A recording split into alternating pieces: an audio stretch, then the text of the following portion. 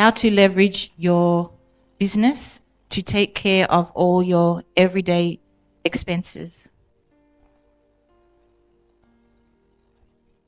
Okay, so there's something called the power of a cooperation. When you register a business in the eyes of the law, that business is a different entity than you that owns the business. So the business now employs you, even though you are the owner of the business.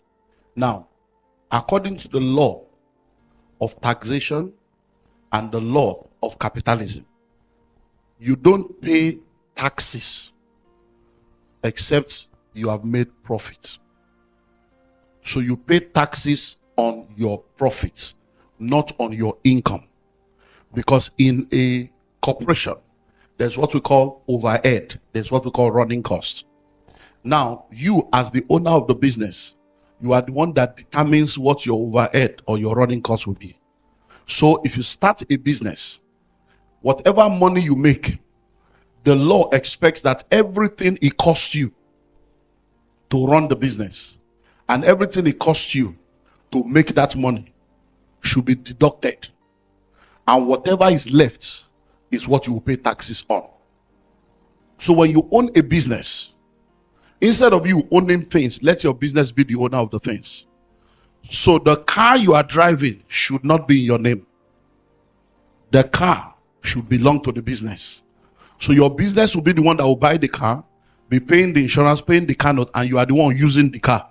So it's an official tool for your business. Instead of you going to rent an office somewhere, take one room in your house, take your garage, convert it to an office. That becomes your office. That business is supposed to pay rent. So that rent that your business is paying for that one room can be your mortgage every month. So that means you are having the rest of your house for free. Your son or your daughter can finish school and come work in that business 2 hours a day to arrange files, to clean, to dust, and you pay them as a casual staff or ad hoc staff or contract staff and that month. Now, when you are going out every Sunday as a family to go and eat in a restaurant, that can be called a business expenses because you are now going out together as the owners of the business to discuss.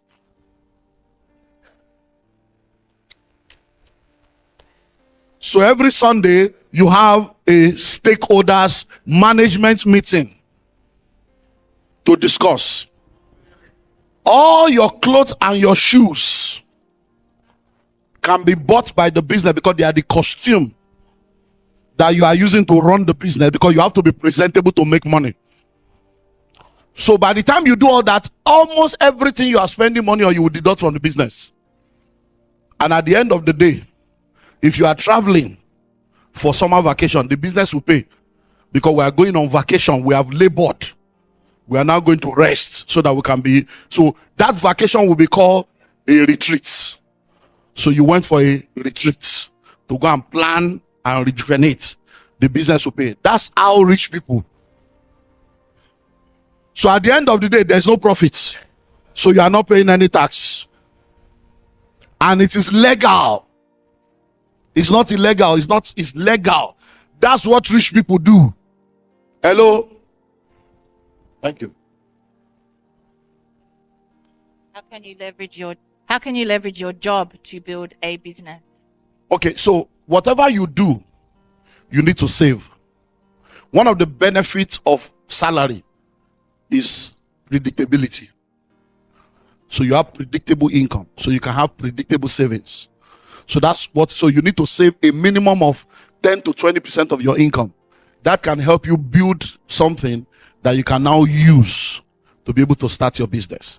Then all the experiences you are getting, listen to what I'm about to say now. The experiences you are getting, the contacts you are getting are all part of the things that you will need for your business.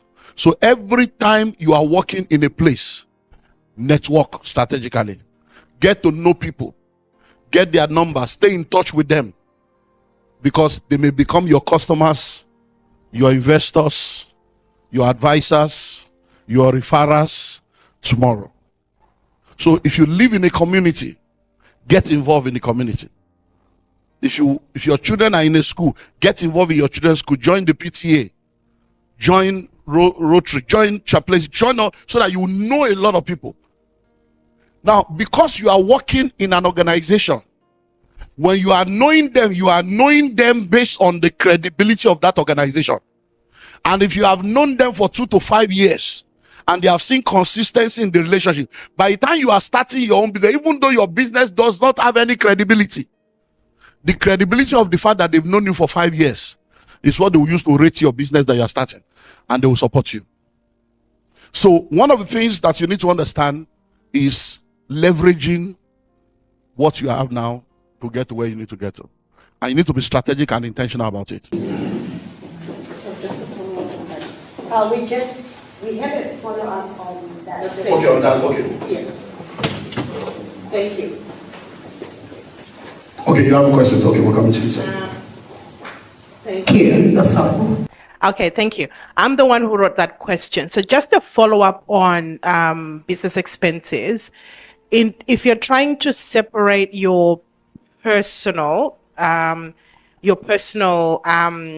assets, for instance, but you want the business to shoulder the expenses. So how do you go about that? Like, for instance, you can't necessarily buy a house under the company name. My business is risky. So you can be sued at any time.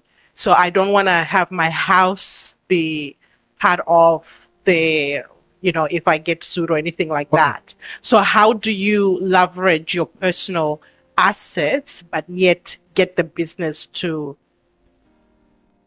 cover the expense? I understand your question, but it's not the question. That's consultancy. Yeah, so you need to pay for that. Thank you. So now let me say this. Everything we are saying here, we are speaking theory. So you need to get professionals to now do the. So you need a lawyer. You need, I don't know whether you guys have CPA, auditor, tax consultant, financial. So you need to have those people on your. So if you get the book, all these things are there. All the people you need. You need a mentor. You need a spiritual covering. You need a lawyer. All the people you need to work. All these things are there in the book. So, and you already have the book. So read it. You see. So I'm not going to be. I'm here now. I'm wearing 2 caps now. Pastor OLUMIDE EMMANUEL is different from Dr. OLUMIDE EMMANUEL. So Pastor OLUMIDE EMMANUEL can counsel you on spiritual matter. Doctor does not do free things. He charges. So when they told me to come, and I said, look, you know what, you guys are my children. I'm going to come, but you know that. I told them, I said, look, are they going to pay? I can't be jumping around. If I stay in my business, I know how much I'm going to make. I do $10,000 for every speaking engagement. So why will I come to Australia, spend the whole week, and I can't get $100,000? What's am I coming to do? But they said, I said, okay, I'm coming. He said, see, I'm just coming to be a blessing. So that's so I told them, I said, look, you guys, I'm not going to do that. Hello? The ticket to come here alone is about $20,000. Business class. So why am I going to be wasting my time jumping to Australia to go and do what? So you need to now get those professionals, and you know they will charge you per hour. So some of the questions you are asking, I will not answer. Yeah, so go and do that work and pay, because you are not paying. So we have a question here that the cheapest way. No, let's take him. He's been lifting his hand. Yeah, we need to get him. So now the cheapest way to get it is just go and get the book. That's the cheapest one. Now it's cheaper. Everything there is less than $500, so it's cheaper for you. Yes. So what's your opinion of buying businesses cash down, no cash down? Buying businesses or buying property? Buying businesses, no cash down. Buying businesses cash. No cash down. No cash down. No cash down. Yeah, it depends on the kind of business. So for instance, I advise people, one of the things I advise people to do, especially when you start the wealth creation network stuff I'm talking about, when you start wealth creation networks, 2 things I recommend for people to do is real estate and franchising. Real estate and franchising. Because what we have done all over the world is what we call fractional ownership. So right now, we buy properties. So we get 10 people together, $10,000. I'll buy $100,000 property, and they get $1,000 minimum every month. And they share among the 10 of them. So we've done that, lots of that. We do that right now. We do that regular. That's what one of the things I do. So, and then you can buy a franchise and own a restaurant and own chains of franchises as a group. And you don't even need to manage it. You are the owner and somebody else manages it. So you can buy businesses without any cash once you have that opportunity to do it.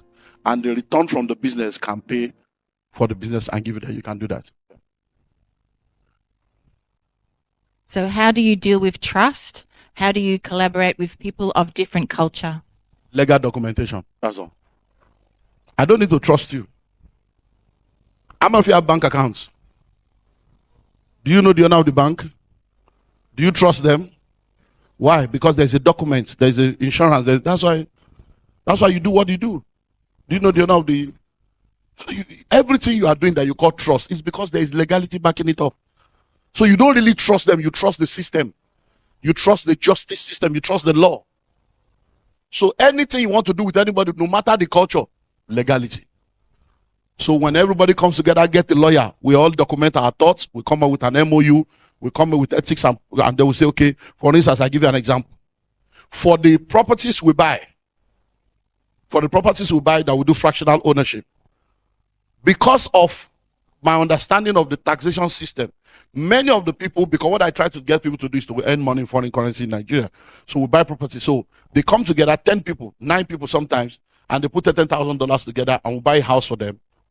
And we have an agreement. Okay, this house, everybody's going to bring $10,000 together and we'll buy one house. If we want to buy the next house, you don't have to be part of it. So we are only tied together for this one house. And now, nobody can pull out. So you can't wake up tomorrow and say, I'm not doing it again. You insulted me. There's no emotional sentiment here. You can't pull out. Except somebody else is replacing you. Because you can't mess up 9 people's life because you have lack of emotional intelligence. Hello? So all those things are documented. The guy is saying, I'm going to give you a piece of my mind. I'm going to give you a piece of my mind. That's why you have lost your mind. Because you have given pieces of your mind to different people. So the laws are there. And then the law in that constitution states that we are not going to share the money that comes from that property until after 1 year. Why? Because if you know anything about real estate, boiler can spoil. And 3 months rent will have to go. Something can go wrong. So, and then you are going to pay insurance, you're going to pay taxes. So after we have collected rent for 12 months, we'll now remove tax. We remove insurance. Whatever is left, we will now keep 20% of it again for emergency. It is the remaining we can share. So all those things are documented and it has never failed. Because it is so that's you know it's not about culture. It's about the law. So make sure there's a document everybody signs. Everything is clear. Before you collect money from anybody, let the document be clear. Let there be full disclosure. So that nobody will wake up tomorrow and say I was not aware. So that's it. There's a question here that is asking, with networking strategically, how can we be linked to some of these networks when they've got some, as Christians, without compromising our faith, because they have some practices that are not pure? So you see, please listen and listen well. Many times we don't understand the power of our faith. And when I see Christians afraid of the devil, I'm wondering they should be afraid of you. Why are you not thinking that your presence will scare them? Why are you thinking that your presence will make them to pollute you? Why is that your thinking pattern? Why are you not, when light comes, darkness disappears? There is nothing called darkness. Darkness is the absence of light. You are in this world, but you are not of this world. So God wants you to have contact without contamination. So apart from the ones that are overtly demonic, if you are joining a group, there's a website, there's an application process. And once you see the application process and you see what you need to do to become a member, you will know whether there is compromise here or not. Most of what you are calling compromise is lack of understanding of the way the marketplace works. Why? You join a group and they meet in the club or they meet in the night. And then when they are serving people, now look at what we have now. we have water, we have fizzy drink, we have pizza. When you get there, there's alcohol, there's smoke, there's everything. Is that what you're calling compromise? That's not compromise. That's just life. They didn't put it in your mouth. They didn't force you to drink. You take water, you sit down, they are smoking, they are doing it. So you sit down there, you have your discussion, and you move on with your life. If you are so weak that sitting down with them will pollute you, your Christianity is not strong. Then you are never really, you don't even understand your Christianity. That means you are in the outer court. Hello? So look for the ones you can join that doesn't involve anything overtly evil, and then you're good to go. I mentioned chaplain. Even as a pastor, being a part of a chaplain does not mean that they are spiritual people. Hey, it doesn't mean that chaplains are spiritual. No. It's just a platform that you can use to leverage. Rotary doesn't mean you go to Rotary, but these are where you meet the people that really matter. So you need to look into your environment and know the different groups that exist and join. How can we separate business, church, friends, and family? Okay, please note, in every country, depending on the law of the land, as a church, there are some things you cannot do. So when you are a pastor, when I started it, I spoke about understanding your economic environment. You can have a church, and the church can have a business. And the business is registered as a business arm of the church. So the church will be tax exempt, but the business will pay taxes. Depending on, I don't know what kind of registration you guys have here, but I know you guys are close to the UK, some of the way you operate. So in the UK, we have what we call the Charity Commission. And then you can either register your business as a business with guarantee or without guarantee. And then you can choose not to register with the Charity Commission. Because in the UK, when you register with the Charity Commission, then you get 28p for every £1 that you get from taxpayers. So many churches register with Charity Commission to get that money. But then when you do that, you come under the control of their law. But there are people that do what we call limited by guarantee. I don't know if that's what you guys are. So you don't operate under the Charity Commission system. You can do a lot of things. So as a church, as a pastor, get a lawyer to understand what I've just said now with reference to your environment. So that you have your, so for instance, let me use my example in Nigeria now. Because I have offices in different parts of the world. So I'm registered in the UK, I'm registered in America, I'm registered in Nigeria. So I am the overseer of a network of churches called the Truth of Calvary Ministries. We have branches all over the world. It's part of our network. So now, as the overseer of that church is a ministry. I'm the founder, I'm the overseer. I'm not the owner of the church. Do you understand? But now I have my own ministry. It's called OLUMIDE EMMANUEL Ministry. Under that ministry, my partnership is under. My books, my products are under.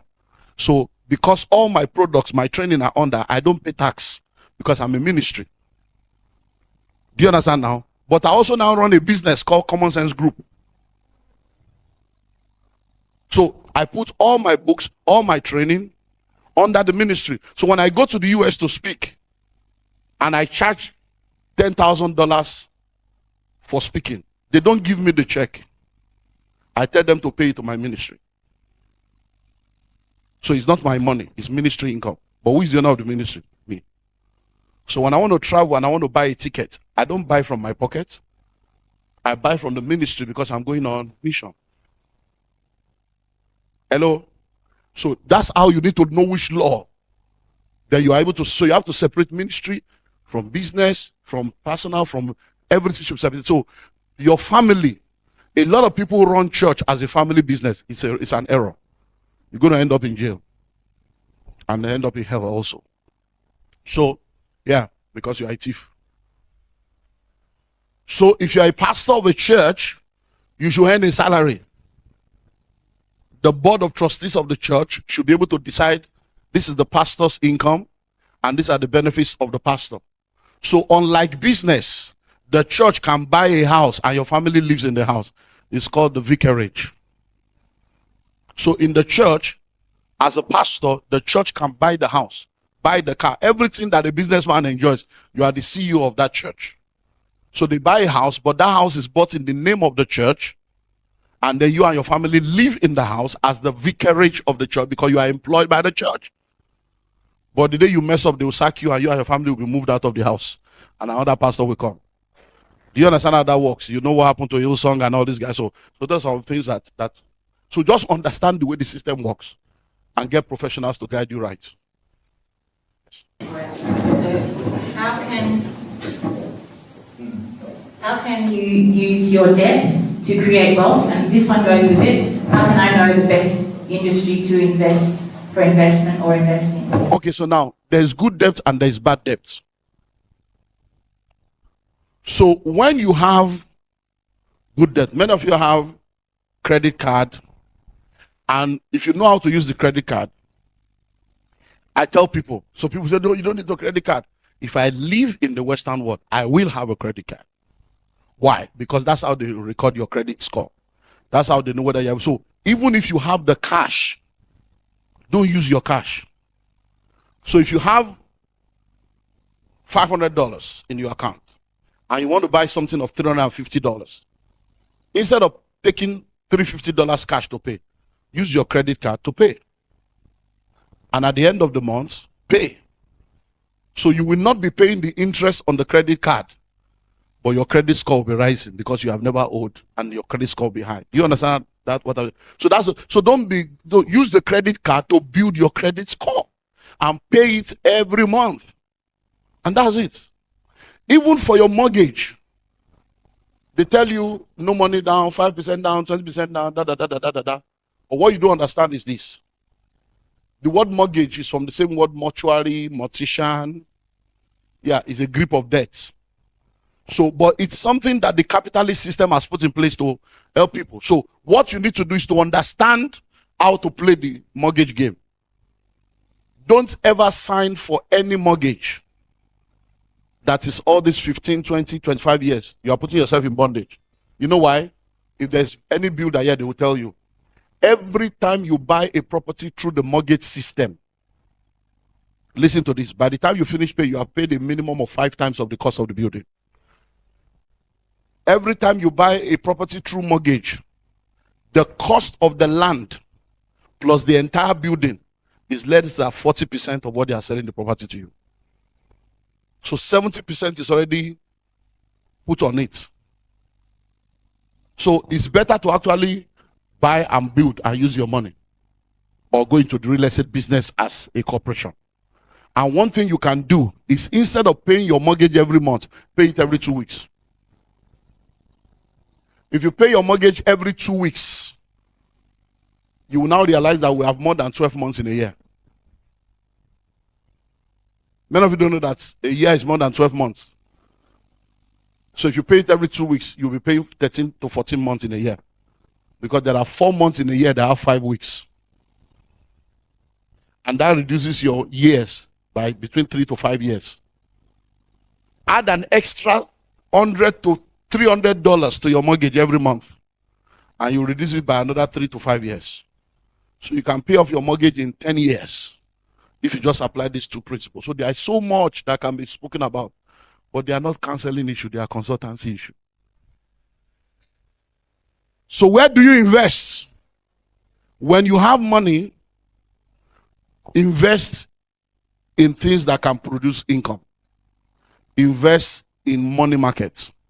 So look into your country, check the treasury bills, check bonds, check stocks, check fixed deposit, check the income if it works with you with reference to the inflation rate of your country. Then check real estate. And for most of you now, I'm seeing a lot of phones now. I'm seeing Apple. I'm seeing Samsung. Do you have shares in Apple? Do you have shares in Samsung? Many of you are on Facebook. Do you have shares on Facebook?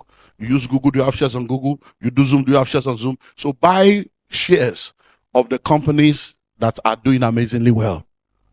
And then invest in real estate. So even if you can't do it on your own, come together, do fractional ownership.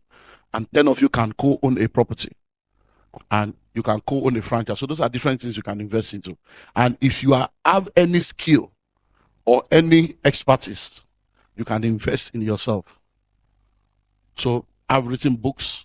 I have different curriculums. I have different courses. I invest in myself. I have a studio. I have all kinds of things I do. So because I'm an author, I set up a publishing company. I set up a printing press. It's called backward integration. Because I travel a lot, I set up a travel and tour company. So every year I help people to travel, operate visas for people. He started that with us before he left. And so there's so much you can do. And you'll be amazed. Because I know a lot of people have marital problems. Right now, if I just today alone, I've gotten 4 people that want me to take them through a marital process. They are ready to people. I don't have the time. I have right now over 200 people on my waiting list that wants to pay, but I don't have the time for them. And I say, I want to recommend. They say, it's you we want. We're going to wait. What are they listening to? It's just because I went for courses and that's so, there's so much that can be done. So invest in yourself, invest in your knowledge, invest in your skill, and you'll be amazed at how far you can go. Pastor Tammy. Thank you so much, sir. Thank you. For the information. There is a scenario that I really want to tell you about the investment. Okay. That we got a couple of friends together and just advise, put money together to invest. And amongst those people, there are few of them that are people back in Nigeria, and some of them really believe that I think that she stand. Sorry.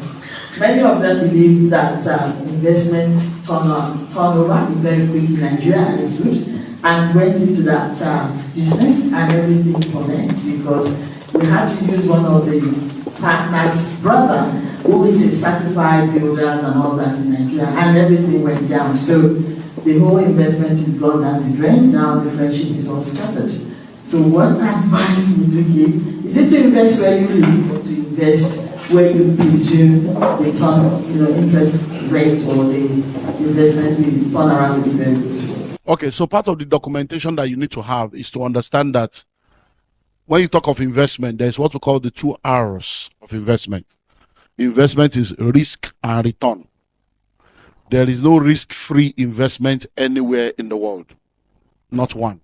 So anyone going into a business, lawyers will tell you that. So we say to people in law that whenever you are doing business with anybody, let your mind already be in court. Because the people that come to the pulpit to say I do are the people that will end up in divorce courts with irreconcilable difference. And there are no irreconcilable difference, only irreconcilable people. So when everything is documented, if this money is lost, what do we do? So all those things will have been documented. Now to go to your question or to your specific. I cannot tell you invest in Australia, invest in Nigeria. It's your choice. I can tell you for free that in Nigeria today, if you invest in real estate, you will make more money than anywhere in the world. But if you are in Australia, the Nigerian currency is not a very reliable currency. So even if you do 100% return, by the time you change it back to Australian dollar, you have lost money. Do you understand? So when people ask me, should I invest in Nigeria? In fact, let me give you a example. If somebody comes to me now and say, I would like to invest, what should I invest into? As a financial consultant, I have to ask you 5 questions before I can answer, because I do customize. Number 1, what is your investment goal? Why do you want to invest? Are you investing just to have an asset? Are you investing for cash flow? Are you investing for your retirement? I need to know. Number 2, how much do you have to invest? Number 3, what is your risk appetite? How risky do you want to go? Because the lower the risk, the lower the return. Number 4, how long do you have? Number 5, what is the source of the money? When I ask you all those questions, it will help me to give you an answer. So if I'm to answer your question now, if you are from Nigeria, I will advise you at least you should have 2 properties in Nigeria. At least 2, just because you are in Nigeria. When God created you and gave birth to you in Nigeria, He didn't make a mistake. There is a portion of Nigeria that belongs to you. Not to take it is to leave money on the table. God forbid that Ukraine war happens in Australia. There are people that never believe that COVID will come. If you don't learn from COVID, you might never learn. So what if something happens and they say everybody should go back to their town? Where will you go to? Hello? God forbid. There are people that have spent 30 years in the Western world and they had to run away because they got into trouble that they were not guilty of, but it was either jail or run.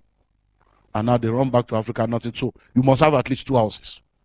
Number 2, if you have people in Nigeria that are always calling you for money,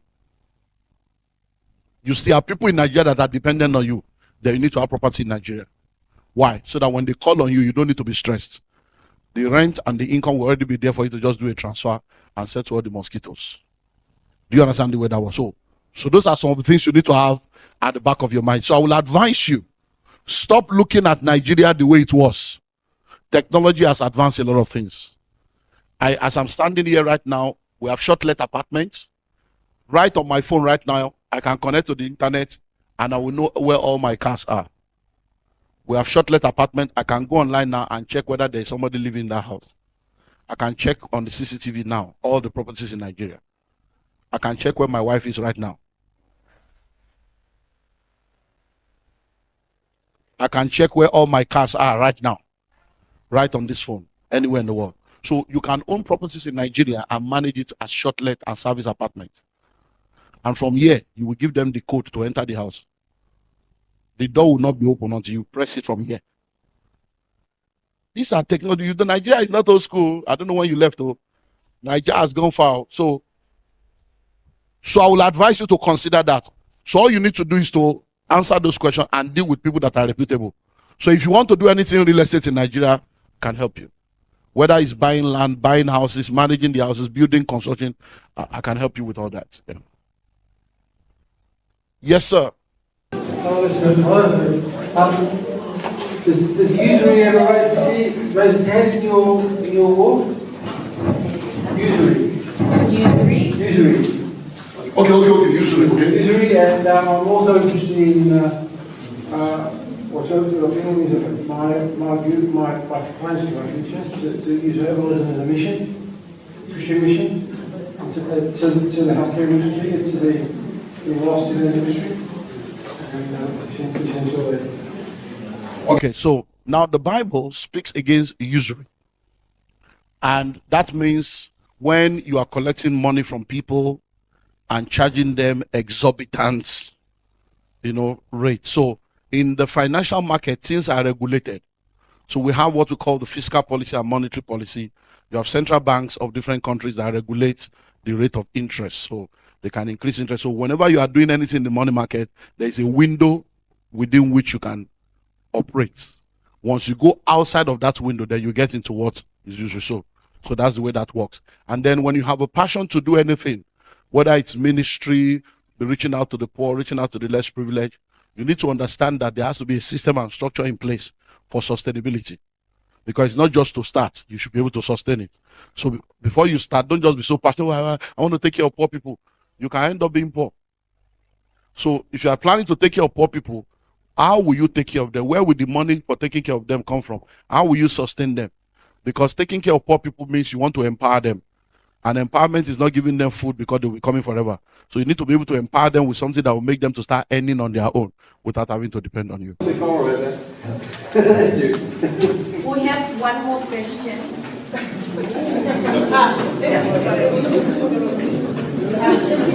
Yeah, we have. So everybody's listening. We should start charging now. $100 per question. Thank you, Dr. OLUMIDE. That's really been good. This is actually one of my areas. I also operate in the marketplace and all of that, and I probably listen to you as well. I love the common sense approach. But my question is that somebody talked about the, if you're in a networking group where there seems to be, lack of integrity and all of that. I want to say that there's some networking groups that are actually Christian networking groups. So some of us are part of that. So it's just not to say. You're right. There's a Babylonian system. There's also the kingdom system. But there's some right here in Australia that are Christian based, and that's we're going to join the BNI. It's also very good. It's the biggest in the world. So having said that, I suppose I just wanted to share some light. I think it will help a lot of us. The Bible says that we should be wise as serpents, and be meek as a dove. Most of us lean towards one side of the spectrum, in the sense that we're too meek than we are wise. I think we touched on it. We're praying all the time from Africa. We're binding this. We're all of that stuff. This one must die, that one must live. And some people start in there and they're like, oh God, you have to do this. But I know that there is a distinction between the principles of Christ and the personhood of Christ. And I would like if you can touch on that. That would liberate a lot of people who believe that, okay, as Christians, we only need to pray all the time and to grow. Thank you. God is the creator of all and the savior of some. So everyone on earth is created by God, but not everyone is redeemed, even though the price has been paid. As a creator, in order to perpetuate and sustain his creation, he put principles in place. Principles have nothing to do with redemption. So whether you are saved or not, whether you are an atheist or not, the rain will fall on the righteous and the unrighteous. If you breathe in, you will breathe out. If you plant corn, it will grow. It has nothing to do with redemption. So the principles of Jesus are the principles that the Creator has put in place for success, sustenance on this earth. And whether you are born again or not, if you apply it, it will work for you. But the problem is that because we don't understand, when we now get born again and we embrace the person of Jesus, we now think that the person of Jesus will give us everything we need. And the Bible never said that. So when Jesus was on earth, he was a physical human being. He was in one place at a time. And everywhere he went, he was preaching, teaching, and healing. Those things he was preaching and teaching are the principles. Sermon on the Mount, parables, those are the principles. He was teaching the principles of delegation, the principles of investment, the principles of plan. Which of you intending to build a tower will not first of all sit down and count the cost. All these are all principles of Jesus. Now, when you get born again and receive the person of Jesus, it guarantees your peace and your eternity. But if you are going to succeed here on earth, it's the principles that will make you succeed. So what has happened is that the church has embraced the person of Jesus, but we have rejected the principles of Jesus. So we are going through hell on the way to heaven. And the world has embraced the principles of Jesus, and they have rejected this person. So they are going through heaven on earth on their way to hell. But what you need to do is to embrace the person plus the principle. So when you are a Christian, for every aspect of life, there are principles that determine whether it will succeed. So if you are a Christian and you are a student, the principles of examination success is not prayer. It's being studious. It's attending lectures. It's understanding the lecture. It's preparing for exam. And it's sitting for the exam.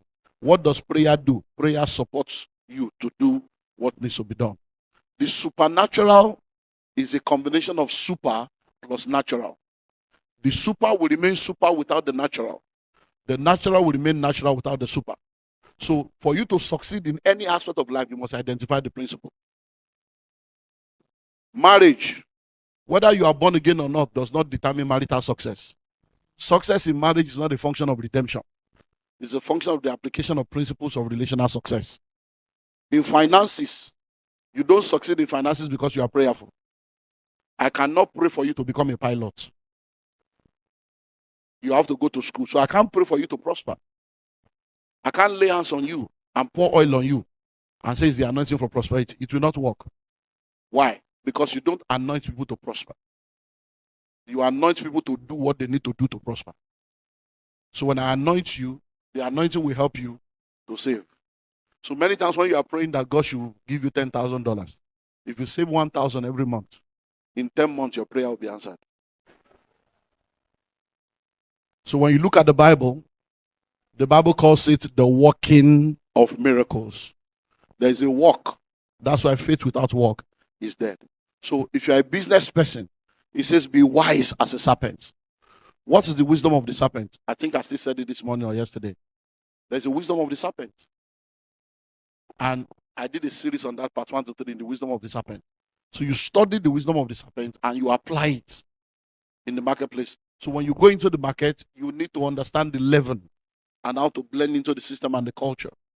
And that's how you start. So you need to find out what works in the secret court and in the secret place. So if you go into the marketplace, you are either in the secret court or you are in the secret place. And you need to understand the way these things work in the market. So I don't know, but I think that does it because of time. Yeah. Just wanted to ask a question, sir, relating to something you mentioned in the morning about old wine, the new wine, old skin. There's something called exchange traded funds, ETFs. And in terms of cryptocurrency, I just wanted to know where you stand, sir, because the generation now are very savvy when it comes to cryptocurrency. But older generation, they're thinking, no, don't do that, don't do that. Many years, I think 10 years ago, it was really bad. In the last few months, there's been the US Federal Reserve are beginning to bring out something called Bitcoin ETFs, and people are starting to adopt it. So I just wanted to know your take on that. Okay, cryptocurrency is the currency of the future. So cryptocurrency is real, and it's something that will be relevant going forward. But majority of the crypto platforms are fraud. Many of them are fraudulent, they are fake. So for you to go into cryptocurrency, you need to spend time to study and understand it, then you go into it. So for people of my own generation, I believe in crypto, I believe in forex, but I don't invest my money in that because I've discovered what works. So I do real estate. It has not failed me. And there's never going to be AI or technology that will replace people needing a place to stay. So I don't need to, there's no, you cannot be so sophisticated that you won't need a roof over your head. So I've discovered that real estate is the real investment. So I sit down with real estate. So all these crypto nights, no problem, it's good. But I don't do it. Not because it's not genuine, because I'm not interested. Already I was working for me. What am I looking for? So let me just continue my winning formula. But for younger people, they can try it because see, there are things we also tried that made us to learn. So they can try. If you start, you put your money in crypto and it's lost. By the time you start investing at 25, maybe at 28, you lose the money. You cry for 1 year. You start afresh again. By 32, you lose the money. You cry again. At least by the time you lose 2, 3, 4 times, you wake up and wise up. You are still alive. But for somebody of my age, it can lead to high blood pressure, hypertension, stroke, and death. So we don't have much time further. However, there are many of you now who are putting up your hands to ask questions. And I'm going to do something that maybe some of you will be upset with me for the night. But we love each other because I need to collaborate with you so that we can do business.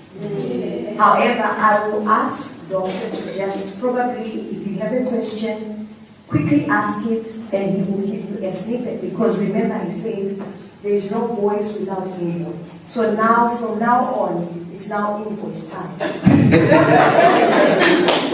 It's now invoice time. You agree with me? Beautiful. So the quick question and the doctor will just give a quick answer. Oh, yeah. No quick question. Let's do it. So what's the question? Straight. The question is to access network. Okay. And then some of those network places, like a Christian, will be different. So I'm in 1 or 2. I'm just about to exit that group. Why do you want to exit? One, a lot of gay people, like the secretary is a gay. So what's your business with that? That's my business. And then the last time I went to the meeting, because they know I'm Christian. Okay. This is our Bible. Okay. Different from your own Bible. Okay. I just want to know. But that's not a church. It's not a church. You didn't go to church. So why are you expecting them to behave like church? It's like going to a restaurant and expecting praise and worship.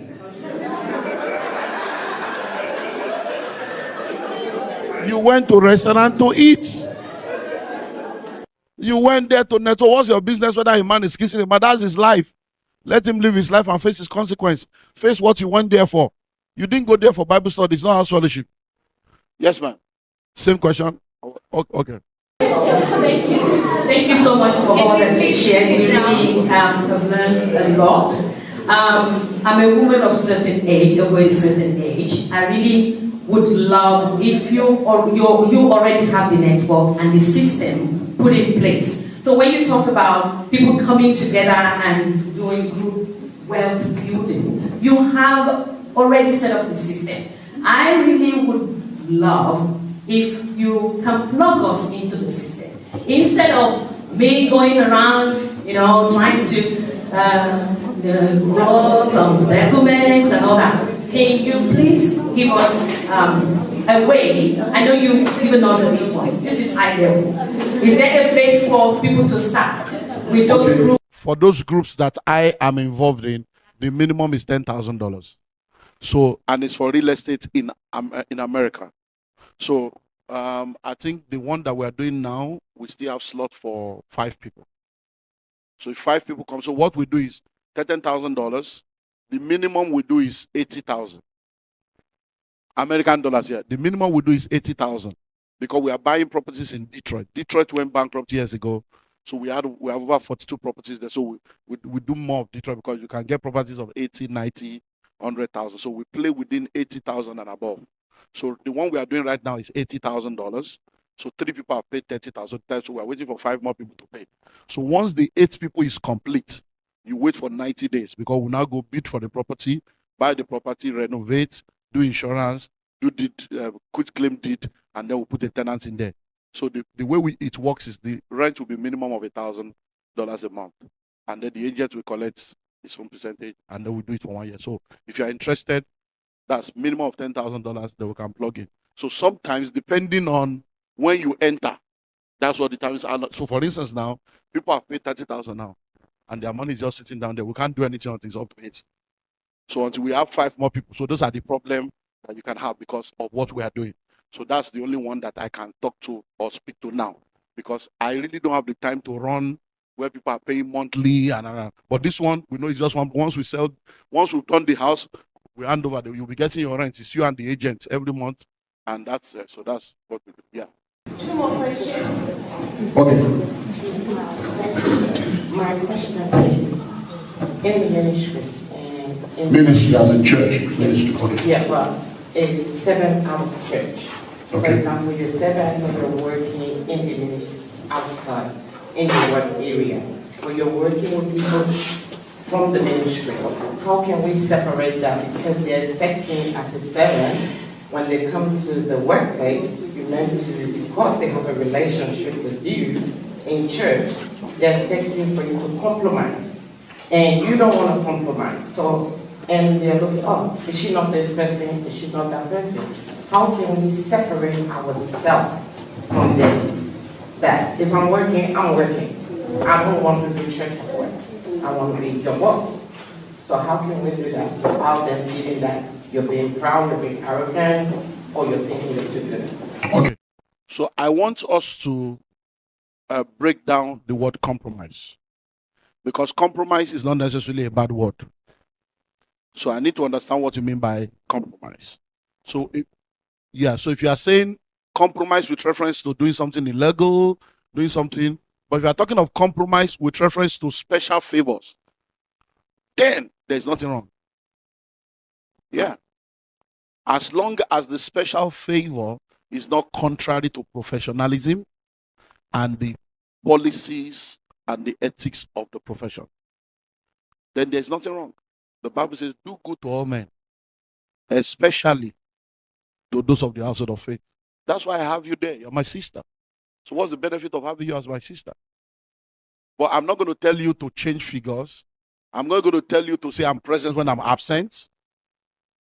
But if my son is having a program in school and is making a presentation, and I'm asking for 2 hours to quickly run and come, because you are my sister, you know that family is important to me, even though it's not my leave period, you can give me that.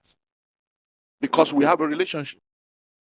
Do you understand? So we need to define what the compromise is.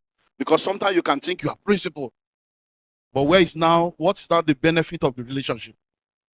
Do you understand now? So that's because what you have said now causes trouble even in marriage, where spouses don't realize that, yes, you are my spouse, that's why I'm asking. Because, yeah, I should get benefit because my wife is husband. So that's Our last question for the night. Thank you so much. Just wanted to ask, what criteria should I consider in trying to understand the business of my career? okay. So when you are in any career, you work to learn. So once you enter, all you are looking for is learning. How does this thing work? How was it set up?